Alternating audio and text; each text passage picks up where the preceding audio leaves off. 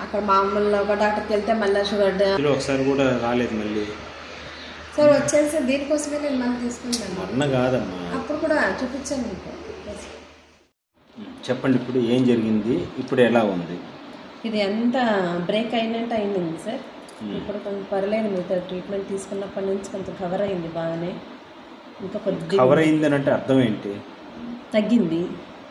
అక్కడ చీము రక్తము ఏమన్నా వచ్చేదా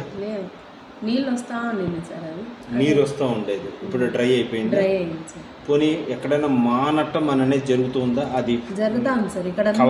ఇక్కడ అంతా కవర్ అయింది సార్ కొద్దిగా ఉంది అంతే ఇంకా